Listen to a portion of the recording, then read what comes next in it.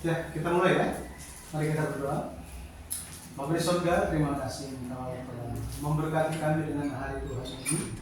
Kami ingin memuliakan nama-Mu, kami ingin memuliakan Engkau lewat hari Tuhan ini. Melalui pengenalan kami yang bertumbuh, kami percaya Engkau dimuliakan dan kami semua pun menerima kasih kami dan berkat Tuhan.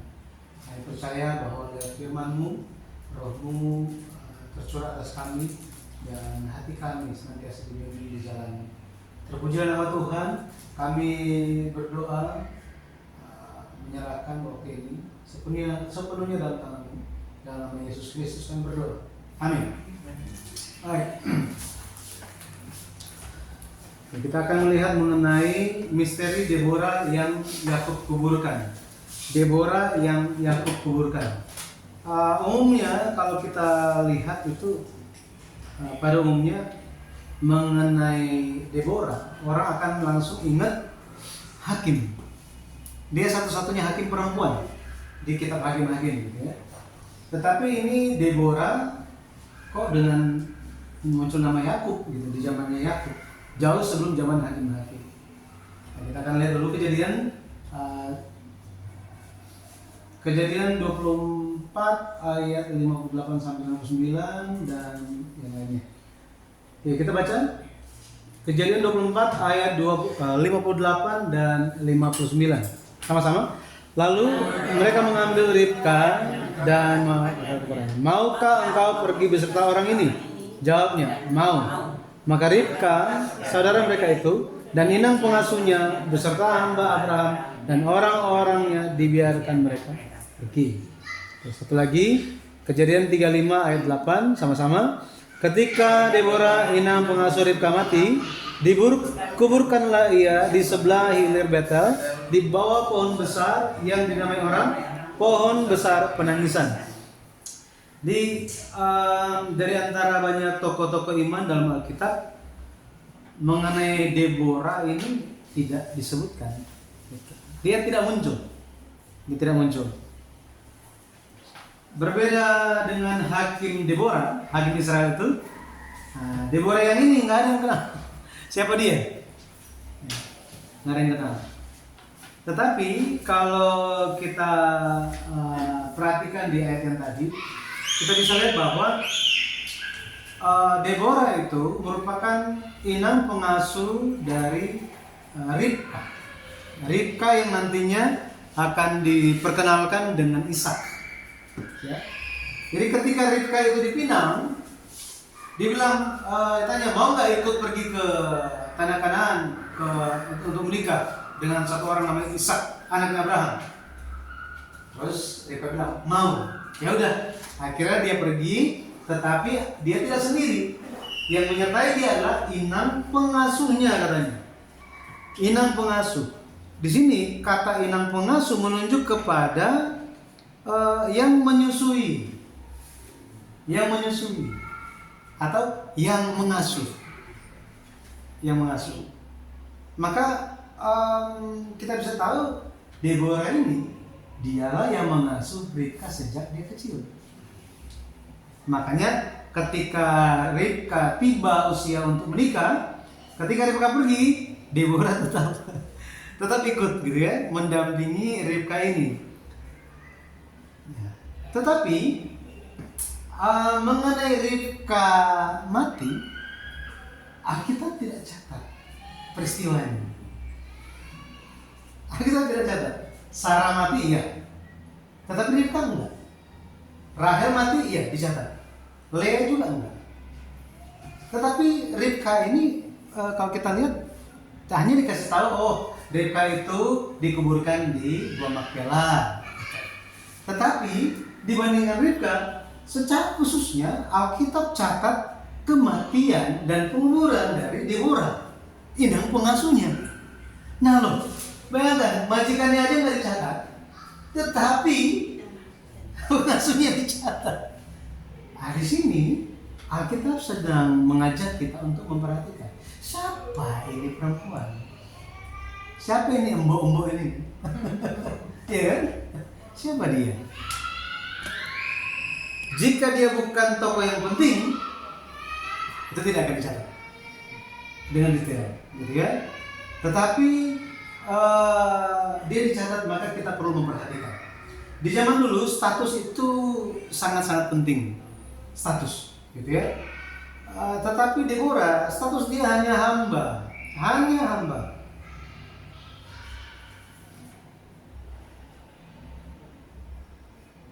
Tetapi ketika dia mati, dia juga dicatat cerita tentang Deborah ini. Sangat singkat, ya, sangat singkat. Jadi kita lihat tentang Deborah ini. Yang pertama kita akan lihat tentang Deborah dan kaum keluarga Abraham. Deborah dan kaum keluarga Abraham. Deborah dia itu bersama-sama dengan keluarga Abraham sekitar 126 tahun. Lama ya? Ini waktu yang sangat-sangat lama ya. 126 tahun. Ini didapat dari mana? Kalau kita lihat,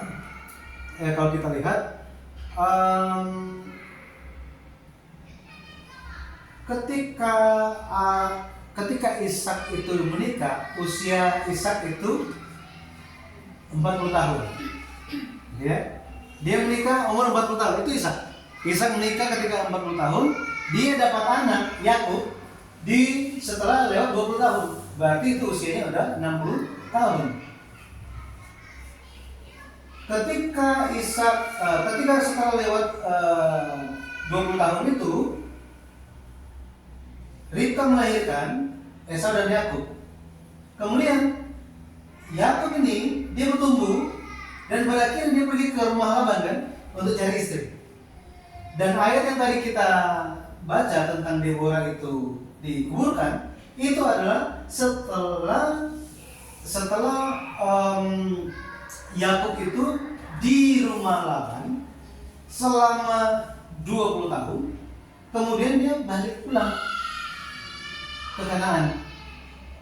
Usia dari Yakub ketika dia pergi ke rumah Laban untuk cari istri, usianya itu 76 tahun. Ketika dia 20 tahun lamanya di rumah Laban, berarti ketika dia pergi meninggalkan rumah Laban, usianya sudah 96 tahun. 96 tahun.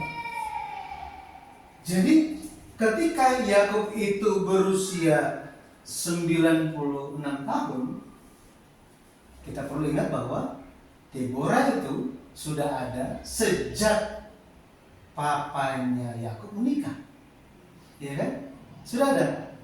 Sehingga dari situ saja berarti apa? Dia lahirkan ketika udah 20 tahun, Deborah sudah tinggal bersama-sama, sudah di Kanaan itu sudah 20 tahun. Kan setelah menikah, membawa Ribka itu menikah 20 tahun kemudian baru dapat anak kan. Jadi kalau kita tambahkan 20 tahun ini dengan usia Yakub ketika kembali dari Paddan Aram itu sekitar 96 tahun, maka kita akan dapat 20 tambah 96 berapa? 116. 116. Setidaknya kalau kita lihat,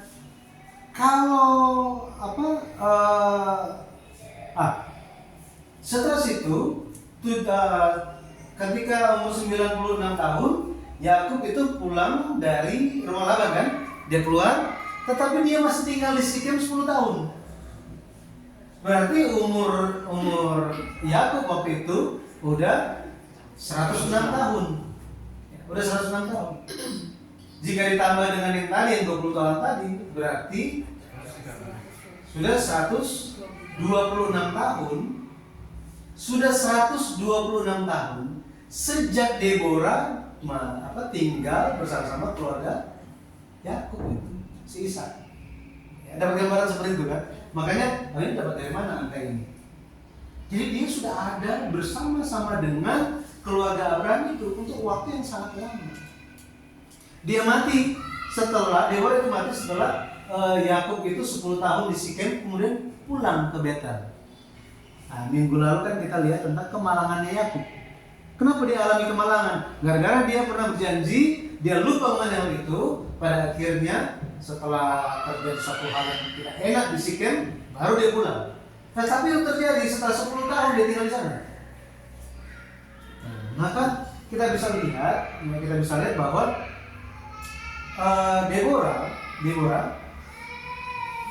Deborah ini yang kedua, ini yang tadi 20 tahun dia tinggal, kemudian umur 76 tahun si Yakub dia berangkat, 20 tahun tinggal di rumah Laban, 10 tahun di Sikem, total semuanya 126 tahun.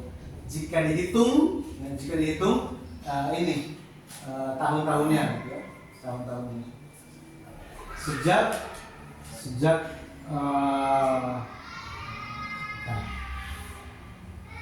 sejak tahun 2126 sampai bentar ini saya belum hitung, masih betul.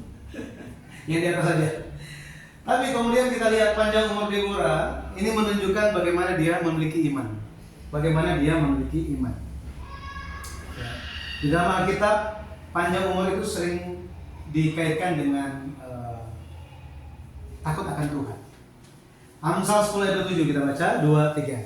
Takut akan Tuhan memperpanjang umur, tetapi tahun-tahun orang fasik diperpendek.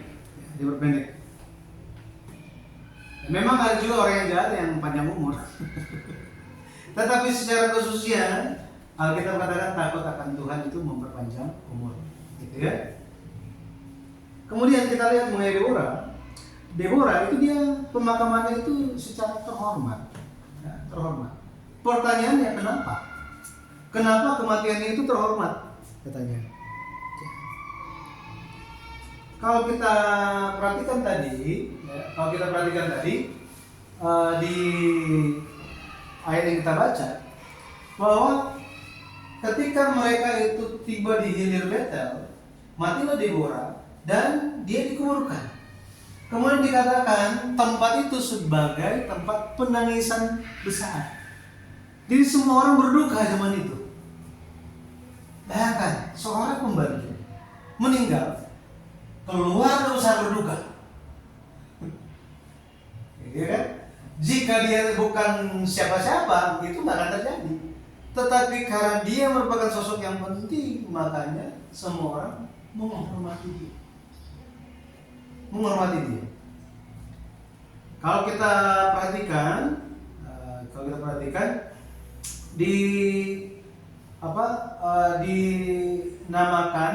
dinamakan di tempat itu, ya, tempat Deborah di makam itu namanya pohon besar tangisan, katanya.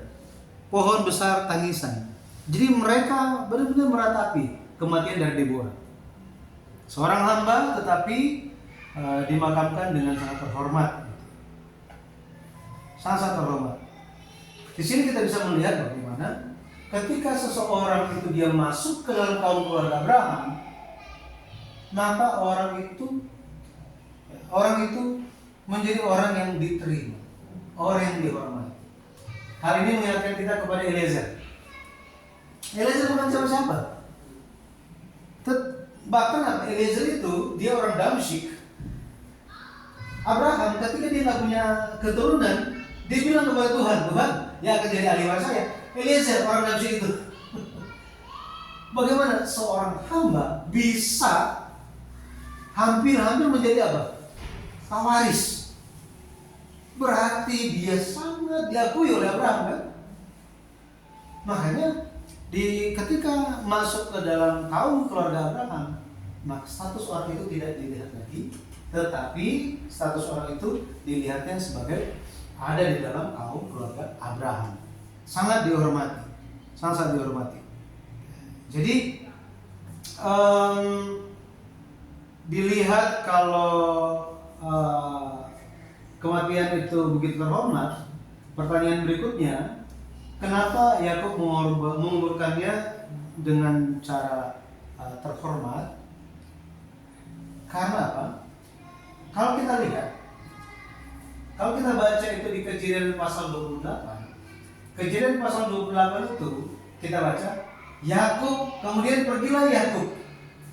Kan Yakub barusan tipu kakaknya kan? Kakaknya mau bunuh dia, Esau mau bunuh dia. Akhirnya papanya bilang, ya kamu jangan ambil perempuan kanan. Pergilah ke rumah ibu-ibu di padang Aram, ambillah istri dari salah satu paman kamu, salah satu dari anak paman kamu. Kita baca seterusnya.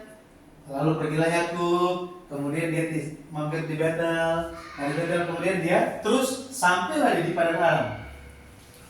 Tidak ada catatan Deborah ikut, sama sekali tidak ada catatan.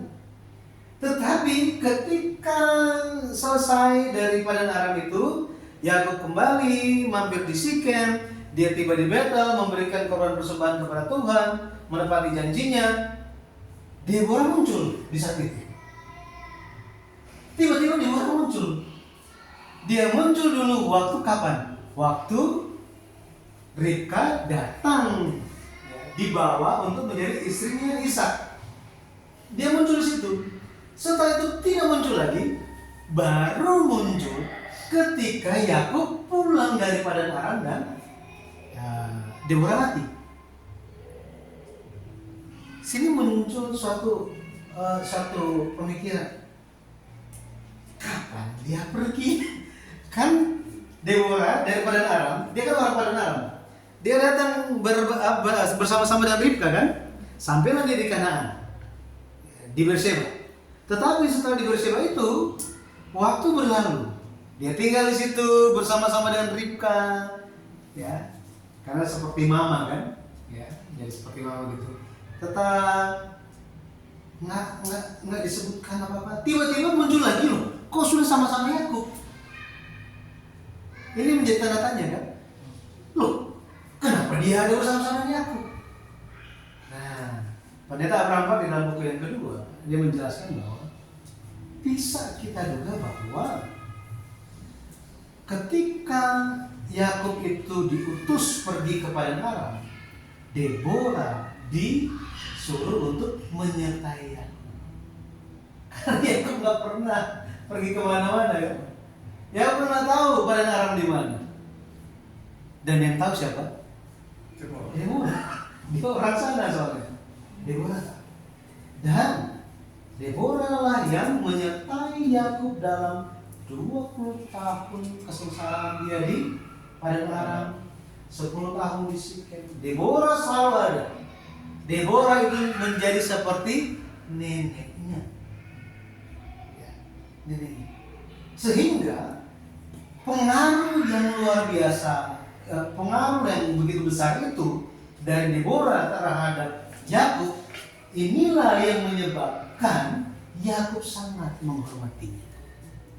Ya. Jika tidak demikian, bagaimana? Kok ini orang bisa tiba-tiba muncul, gitu ya? Makanya ketika Yakub melarikan diri ke padang Aram, Deborah ikut menyertai dia, ya, menyertai dia. Yakub menanggung hal yang sangat berat gitu, ya, dia sendirian. Tetapi apa? Dia disertai oleh Deborah. Deborah yang emang Deborah alami apa sih? Apakah Deborah memiliki pengalaman iman? Iya kan? Dia tahu, dia kenal dengan betul-betul siapa? Ribka. Iya kan? Dan Alkitab katakan Ribka nggak memiliki anak. Ribka nggak memiliki anak. Tetapi lewat doa, pada akhirnya lewat doa kepada Allahnya Ishak, lewat Ishak berdoa kepada Allah, Deborah menyaksikan bahwa doanya didengar. Wah, ternyata doa dari kaum keluarga Abraham ini didengar. Ketika Ishak itu menikah, Abraham masih ada nggak? Masih ada kan? Masih ada.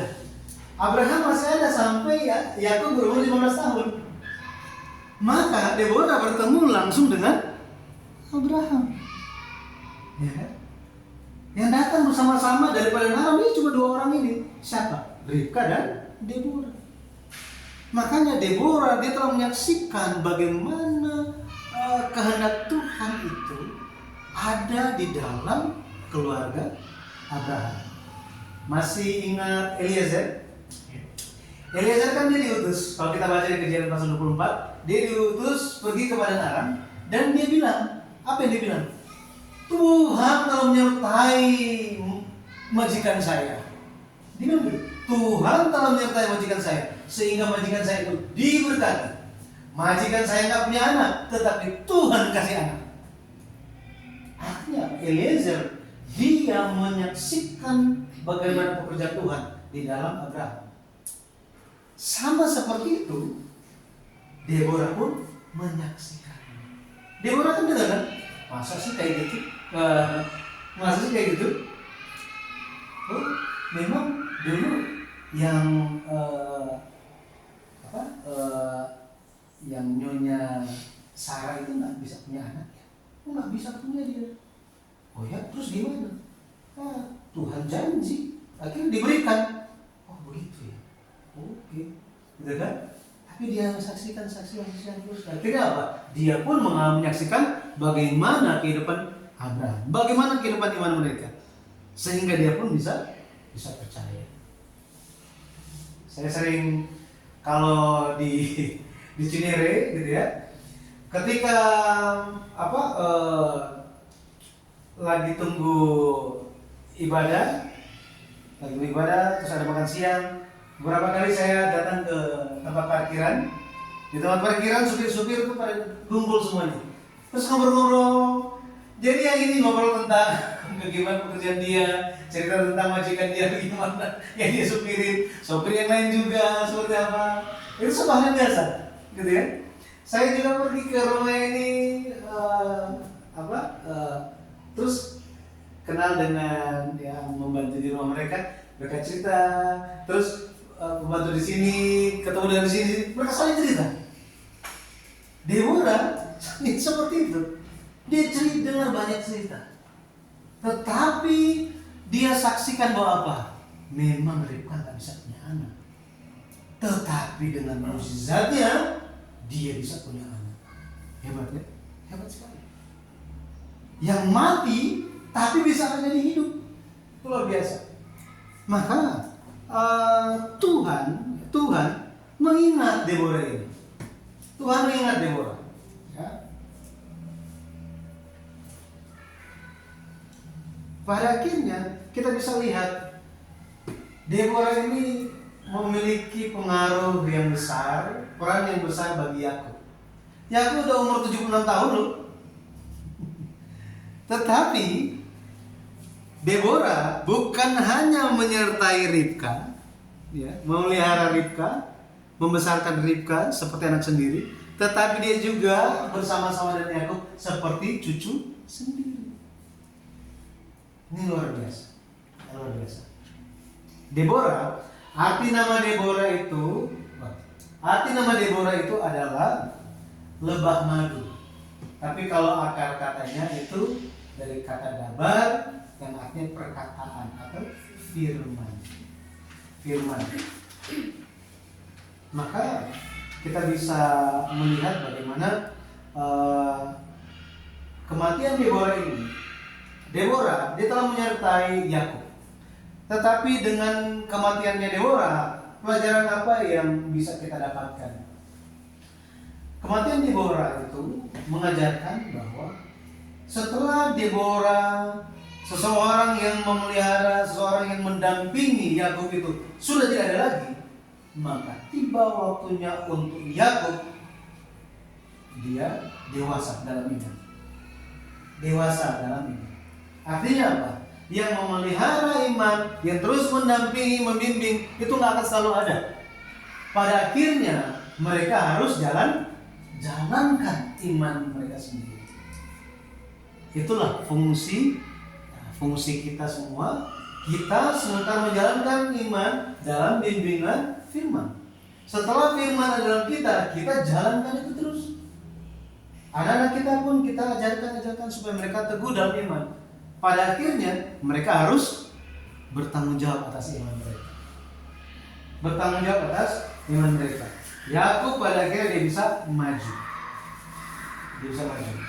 Deborah, selama Deborah itu ada di saat-saat yang tersulit di dalam kehidupan Yakub. ya kan?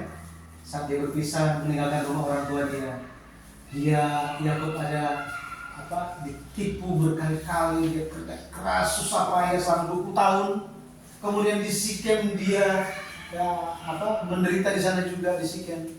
Tetapi di saat-saat demikian Yakub dia tahu ada Tuhan,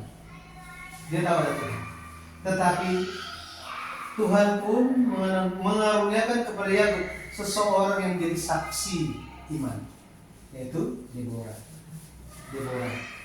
Makanya hari ini kita pun perlu menjadi Deborah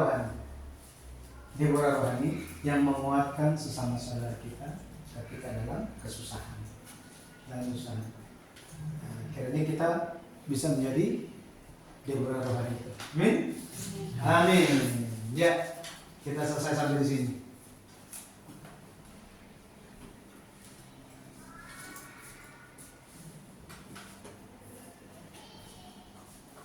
Gimana mengenai Deborah? Sudah dikenal ya? Bukan siapa-siapa, tetapi bisa menjadi seseorang yang berperan yang penting. Tahu. Ibu Pendeta mungkin ada sesuatu yang mau disampaikan. Itu komisi wanita di Jakarta, namanya Deborah. Lebih lagi. Namanya Deborah. Oh, bukan pertanyaan ya, penyampaian. Oh iya, silakan tanya. Ini Deborah hambanya Ribka sama hakim besar Deborah itu sama kan? Beda. Itu orang yang berbeda. Namanya saja yang sama. Cuma memang orang lebih banyak kenalnya hakim gitu. Kalau Deborah yang ini, ya jarang sekali dikenal orang. Tapi ya, nanggung masuk.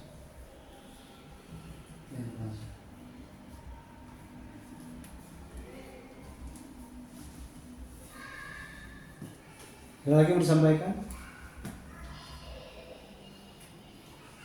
Tapi kan karena dia spesialnya itu kan karena dia tentang pengasuh saja Pak.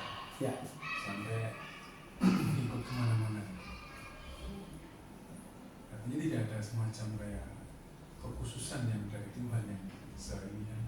Tidak ada. Hanya karena secara manusia dia ikut menemani. Betul.